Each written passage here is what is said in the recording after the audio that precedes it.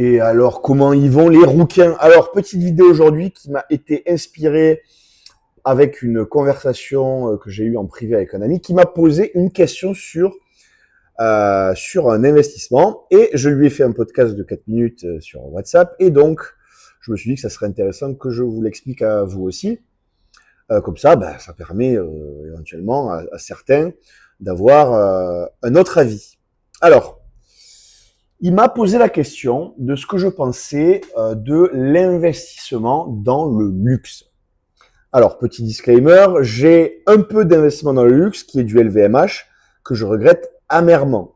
Pas tellement parce que je suis en perte, mais parce que j'ai acheté ça un peu sur un coup de tête, sans vraiment réfléchir. Et maintenant que j'ai un peu réfléchi, si j'avais su, je l'aurais pas acheté. Pas si j'étais en gain, pareil, d'ailleurs.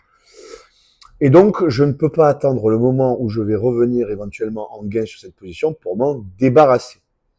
Et je vais t'expliquer pourquoi. Alors, quand il m'a posé cette question sur qu'est-ce que je pensais de l'industrie du luxe, je lui ai dit, il y a deux réponses à ta question. La première réponse, c'est qu'est-ce que je pense du luxe? J'en pense relativement du bien. Par contre, qu'est-ce que je pense du luxe français? J'en pense relativement du mal. Donc, je vais t'expliquer pourquoi. Alors, pourquoi je pense que le luxe, c'est pas si bête que ça d'investir dans le luxe?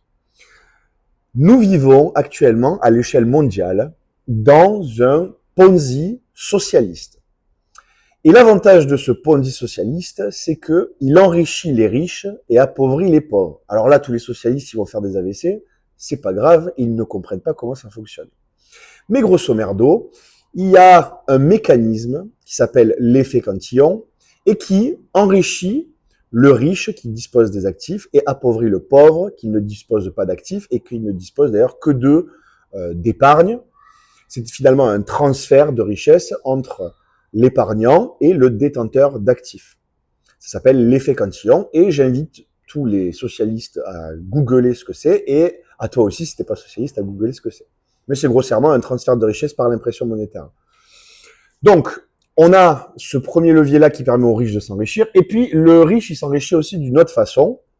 Alors, évidemment, il y a le riche qui s'enrichit en entreprenant et en apportant de la valeur aux autres, ça on est d'accord. Mais il y a aussi beaucoup de riches qui s'enrichissent par l'effet cantillon et par un autre mécanisme qui est le fait qu'eux ont accès à de la dette. Et comment ils lèvent de la dette? Eh bien, ils lèvent de la dette en mettant leurs actifs en collatéral. Et qu'est-ce qu'ils font avec cette dette? Eh bien, ils rachètent plus d'actifs. Donc, c'est un enrichissement sans cause puisque le riche utilise de la dette pour racheter des actifs qui lui permettent de se re-endetter plus, qui lui permettent d'acheter plus d'actifs, etc., etc., etc.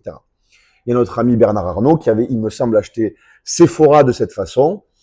Sephora rapportait 6, le coût de sa dette était de 3. Il est allé voir son banquier, il a dit, écoute, voilà, j'ai beaucoup de millions en collatéral, de milliards, pardon, prête-moi un peu d'argent pour acheter Sephora. Le banquier, il a fait, écoute, t'inquiète frérot, voilà, et d'un coup d'un seul, il s'est enrichi sans cause. Donc, c'est les leverage buyout, si jamais tu veux googler. Donc, en gros, le riche s'enrichit par l'effet cantillon, par la création de valeur éventuellement, et ou par la dette, parce qu'il a accès au robinet monétaire. Donc, partant de ce postulat-là, qu'est-ce que ça veut dire? Eh bien, ça veut dire que les riches, demain, seront encore plus riches. Et toi, quand tu es dans le luxe, tu targetes les riches. Donc, tu peux te dire, mes clients, ils vont avoir encore plus de pognon et théoriquement, ils ont plus de pouvoir d'achat pour acheter mes trucs. Donc, si on regarde le marché du luxe, je pense que le marché du luxe en soi aura le vent en poupe dans les prochaines années, à condition que le modèle de Ponzi socialiste dans lequel nous vivons continue de s'exercer. Ce modèle socialiste, il provient des idées keynésiennes, d'accord, qui ont été implantées notamment après la Seconde Guerre mondiale. Donc, je t'invite à regarder et à faire des recherches sur ces sujets. Maintenant, revenons-en donc, au marché du luxe. Donc, moi, quand on me demande qu'est-ce que je pense du luxe, je me dis, le client de l'entreprise qui vend du luxe va s'enrichir. Donc, s'il a plus d'argent dans 10 ans, il a théoriquement plus d'argent pour acheter ses produits. Donc, ça devrait bien se passer pour eux. Maintenant, le luxe français. Alors, je pense que le luxe, c'est deux choses. Et je peux me tromper, je ne travaille pas dans l'industrie du luxe. Mais de ce que j'ai compris, le luxe, c'est d'abord un réseau d'artisans. Le luxe, c'est le fait de d'avoir des gens extrêmement spécialisés qu'on arrive éventuellement à mettre ensemble autour d'un projet qui est voilà une marque, une maison. Mais c'est l'excellence atomisée. C'est des artisans qui ont un vrai savoir-faire et qui éventuellement s'allient pour créer des produits. Donc c'est des produits de qualité, c'est des chartes, etc. Donc c'est très processé. C'est très processé, mais dans le sens pas industriel. C'est encore très artisanal. De ce que j'ai compris, j'ai quelques amis qui travaillent dans le luxe, mais je suis pas encore une fois expert. En tout cas, c'est des bons produits, d'accord? C'est des produits à haute valeur ajoutée. Le truc, c'est que c'est aussi une image qu'on vend. Je pense que le luxe français, le luxe italien, mais je vais parler de la France, a eu beaucoup de succès à l'échelle mondiale parce que c'était de qualité et parce qu'il y a un savoir-faire français, mais parce que aussi les entreprises de luxe ont réussi, je pense, à exporter la magie française, le raffinement français, que le monde nous enviait pendant très longtemps. Je pense que pendant très longtemps, la France, c'était un peu le phare du monde, le raffinement, que ça soit sur l'art de la table, sur l'architecture, sur la littérature, sur la culture.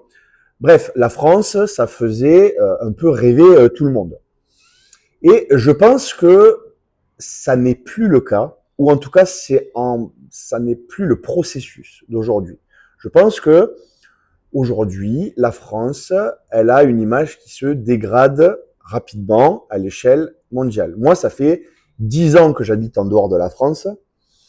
C'est pas que j'ai tout vu et que j'ai tout entendu, mais j'ai quand même je vois je vois dans les étrangers la perception qu'ils ont de la France et je l'ai vu changer.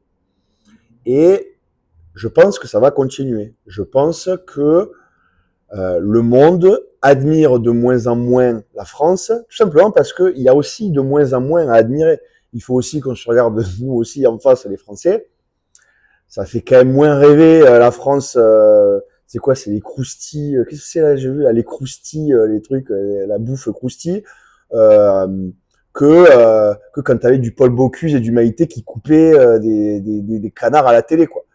Enfin, je plaisante, mais en gros, on voit bien un effondrement du raffinement français. Donc ça, et je pense aussi que les gens qui visitent la France, moi, les échos que j'ai eus, c'est voilà, on est allé en France, voilà, et puis on est arrivé et on a vu autre chose. Et ça, je l'ai souvent entendu. Je l'ai souvent entendu. Alors après, est-ce que moi je vis dans des bulles et j'ai que des connards autour de moi qui aiment pas la France? Peut-être, ou peut-être pas. Peut-être que l'image de la France se dégrade rapidement. Et donc, moi, si j'étais investisseur dans le luxe, je me poserais la question, est-ce que dans 20 ans, ça sera stylé d'acheter un sac à main français? Est-ce que c'est stylé la France dans 20 ans? C'est ça qu'il faut se poser la question quand on investit, je pense, dans le luxe. Certes, les savoir-faire, etc., mais il y a aussi l'image que le luxe véhicule. Le luxe, je pense, vend la France. Ils vendent l'image que les gens ont de la France et à travers la qualité d'un produit. Donc moi, je suis pas du tout bullish sur le luxe français. Je pense que il faut pas en avoir. Et je pense qu'il y a de l'argent à faire bien plus facilement et de façon bien plus certaine ailleurs que là-dedans. Donc voilà ce qu'a été ma réponse. Les riches, on va continuer, les riches vont s'enrichir grâce à ce magnifique système de Ponzi socialiste. Donc le marché du luxe en soi devrait avoir le vent en poupe. Mais dans le luxe français, eh bien moi j'en doute. Donc si tu as des idées qui diffèrent des miennes, n'hésite pas à me les partager. Moi je suis toujours ouvert à des gens qui peuvent m'apporter de nouvelles perspectives. Donc si jamais tu n'es pas d'accord avec moi et que tu arrives à m'expliquer pourquoi, avec grand plaisir. Voilà. Allez, à bientôt. Ciao.